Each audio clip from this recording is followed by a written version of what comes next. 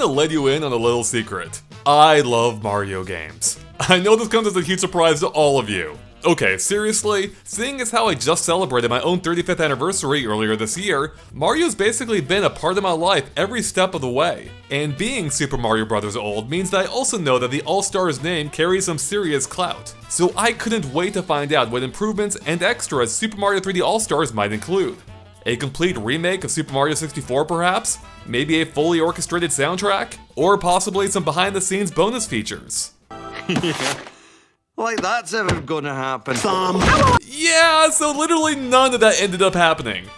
Instead, what you see is exactly what you get in Super Mario 3D All-Stars. A no-frills, bare-bones collection of Mario's first 3 3D games, being Super Mario 64, Super Mario Sunshine, and Super Mario Galaxy. With Super Mario Galaxy 2 being suspiciously absent. Mamma mia! You said it, Mario. So if there's almost nothing new here, is Super Mario 3D All-Stars even worth picking up if you own the original games? Are these games even as good as we remember? And on that note, could Super Mario Sunshine actually turn me into a fan? Well, stay tuned, because we're going to cover all of that and more in this in-depth review. Okay, so after I got over my disappointment of what Super Mario 3D All-Stars isn't, it didn't take long for me to start appreciating what it is. Being an upgraded collection of 3 of Mario's most well-known 3D adventures, now presented at an unprecedented quality. Although the core gameplay remains completely untouched, these aren't just unaltered clones. All 3 games now run in HD, up from 480p at the high end before, and include some enhanced graphical elements, including font replacements, upgraded HUD icons, improved textures, along with updated button prompts and modified controls to account for the new controllers. These 3 games have never looked better, at least officially. As a bonus, the version of Super Mario 64 here is the Japan-exclusive Shindo Pack Tayo, which added a couple of new features, including rumble support and this really creepy Easter egg. Stop looking at me, Mario! It also fixed the backwards long jump glitch, which actually might not be a benefit if you're a speedrunner, and also changed one of Mario's most, famous lines. From this... to this. Bye-bye! How dare they? Pre-order cancelled. Okay, seriously, this entire version is fine, and having rumble is a nice benefit. Anyways, tying all of this together is a simple but slick menu that allows quick access to the 3 games, along with a short blurb and a gameplay montage. In addition, you'll also find the official soundtracks for each of the games, which are really the only part of the collection that could be considered a bonus. The menu certainly does its job, but that's about it.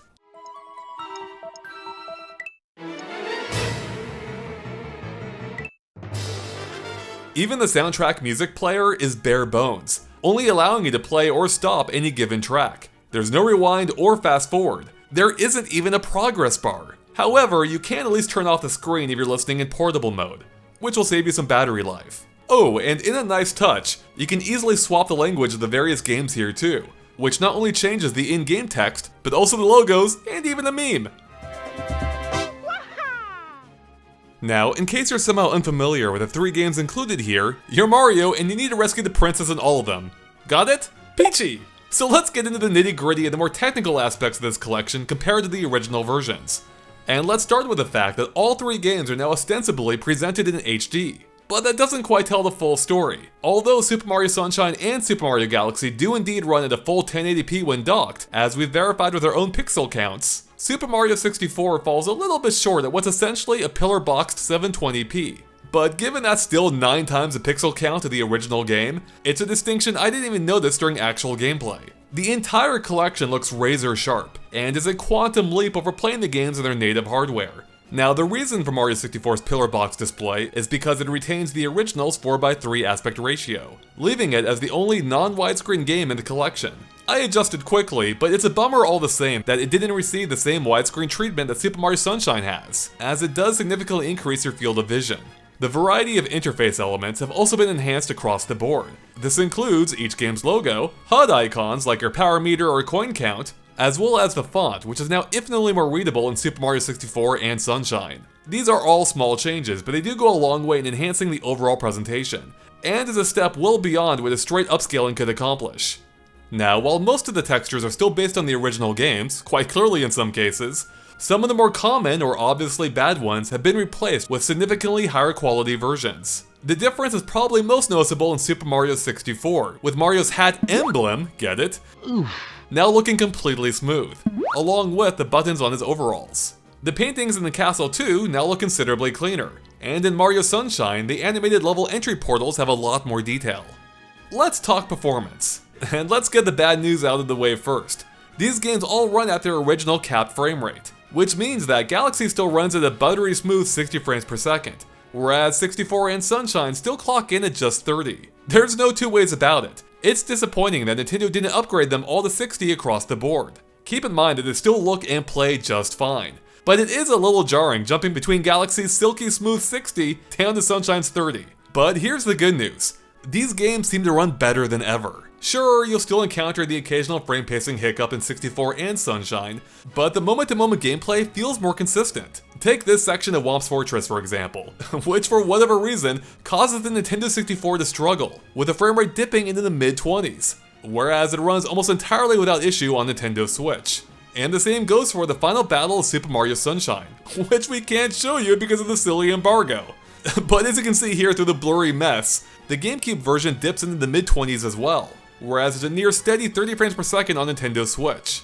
It's a noticeable improvement that makes these sections more playable and enjoyable. Bottom line is that these games look shockingly clean during actual gameplay, but it also has the side effect of drawing attention to some of the flaws that were somewhat hidden before.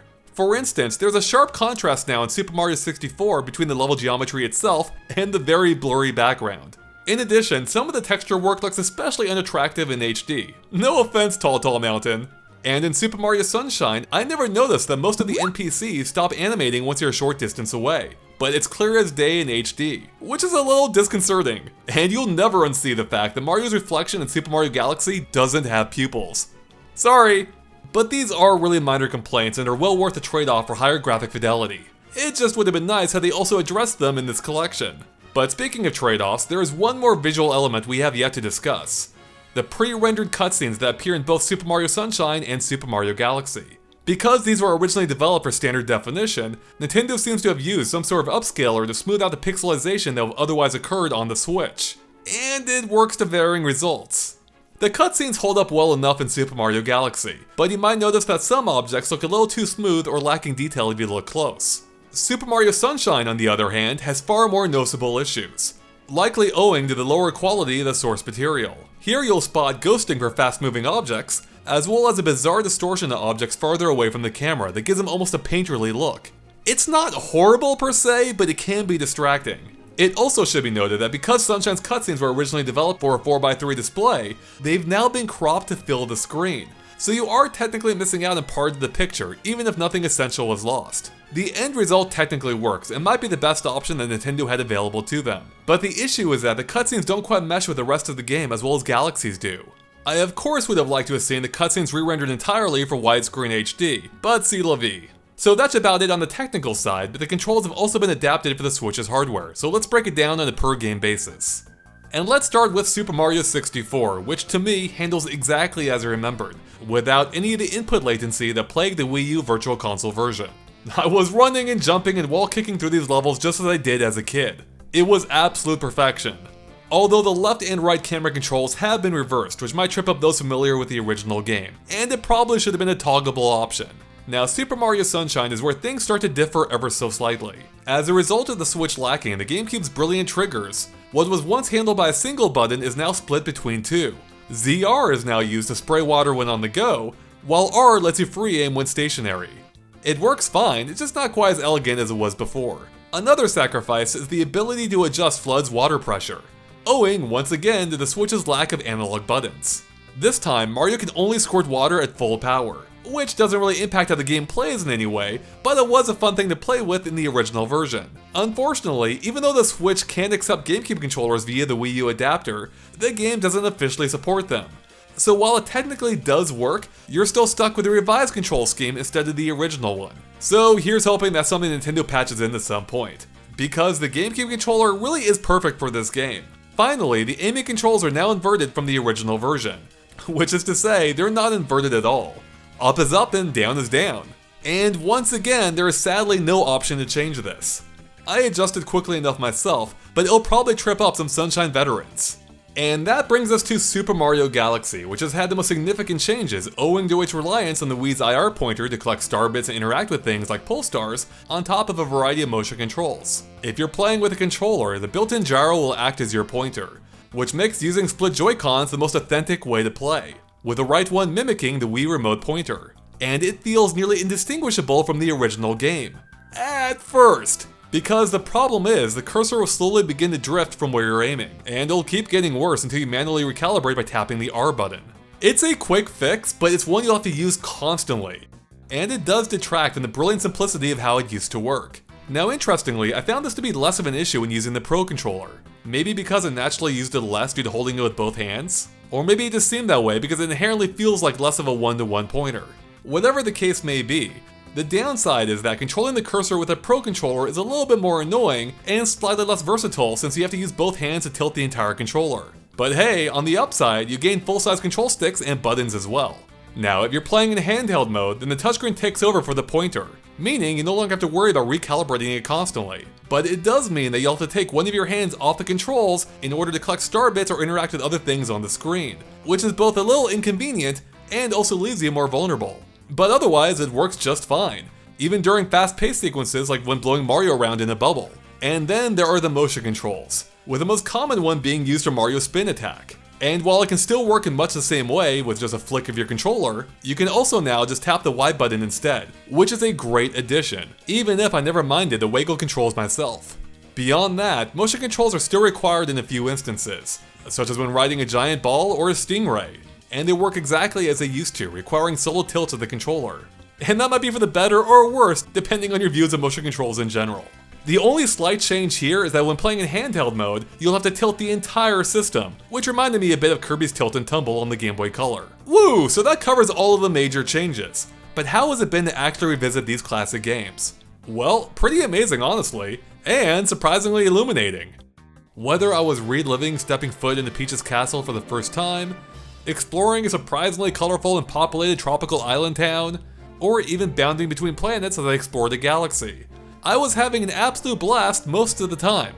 It's pretty incredible revisiting where 3D Mario got its start, now in HD, and seeing just how open-ended Super Mario 64 really was for its time. Almost like a proto Breath of the Wild, just a little bit smaller. Now look, the game definitely does show its age. Such as how characters have no actual skin in this game and just a series of connected polygons, or how the developers put almost no effort into concealing the exact edges of the stage. And then there are the occasional weird physics issues too, like how Mario sometimes gets stuck on the edge of a platform, which is really annoying. But on the whole, the game still plays great and is aged rather gracefully given how old it is. And then we have my arch nemesis, Super Mario Sunshine. And strangely enough, I feel like I might benefit the most from the HD conversion. It's always had a strong art style, but now it can truly shine, so to speak, in HD. The added clarity and wider viewpoint make it easier than ever to get around and spot distant objects, such as those pesky red or even blue coins. And many of the special effects don't just hold up shockingly well, but possibly even better now in HD, such as the heat distortion across the island, which is even more evident now, or how the reflections on the lake look more convincing than ever before. And speaking of reflections, these giant mirrors still impress. Now, although there are elements that are clearly a product of their time, such as the pretty low polygon counts for most of the characters, Mario Sunshine shows just how well a strong art style can age. Okay, now before I continue, you might want to sit down and buckle up, because I'm about to say something that might blow your mind. I actually had fun with Super Mario Sunshine. Now, don't get me wrong, there are still parts of this game that infuriate me, like twitchy controls that lead to accidental deaths, and occasionally terrible camera, such as when behind the Ferris wheel, which hasn't been fixed at all by the way, and of course that freaking sandbird, although I did manage to beat it within just a handful of tries this time. But putting aside my personal gripes, and believe me, I have an entire list of them, now that we're divorced from the context of the time during its release, I discovered a newfound appreciation for what this game does right, which is to offer an incredibly vibrant world bubbling with life, particularly compared to the vacant, sterile castle of Super Mario 64. I even found myself enjoying what FLUDD added to the game. I mean, come on, who wouldn't want to slip and slide anywhere in real life? And then, of course, we have Super Mario Galaxy, a game that was already practically perfect made even better in HD, minus some slightly downgraded pointer controls. The gravity mechanic is still an absolute joy to play with, and the levels are filled to the brim with ideas. And of course, the entire thing is drop dead gorgeous. Now that it's in HD, it could probably pass as a modern game with no additional changes, besides those vacant reflection eyes. Get it away from me! So clearly I had a lot of fun revisiting these classics, but is this truly the definitive way to play them? Well, let me put it this way.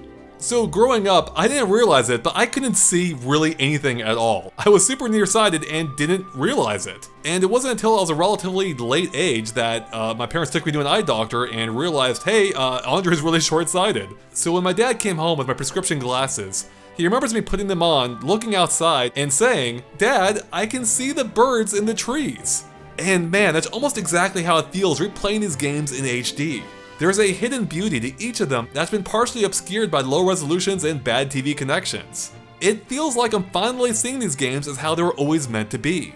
From the gorgeous colors of Noki Bay, to the pristine horizons of Mario Galaxy, to even the ugliness of Tall Tall Mountain. I've actually gone back and played the original games after playing the All-Stars versions, and well, it's not pretty. So I'll take the lesser pointer controls and non-GameCube controllers for the visual gains, even if Nintendo should officially patch in GameCube controller support. And I say this as one who normally dislikes playing emulated versions of games, which I presume is what's happening here to some extent. Because anything that feels even slightly off, whether it be graphical, audio, or gameplay related, drives me up the freaking wall. And yet, nothing here set off my alarm bells. Now that isn't to say that there couldn't be imperfections here. I'm sure there'll be a Twitter thread at some point breaking down why this is actually a terrible compilation. But really nothing stood out to me as being out of place. I found almost every alteration to be for the better, and I really couldn't imagine playing them any other way, barring possible future improvements of course. So that brings us to the main question. How in the hell do I score something like this? Do I base it on its perceived value? Maybe the average strength of each of the games? The bonus features or lack thereof? Perhaps my hopes of what it should have been versus what it is?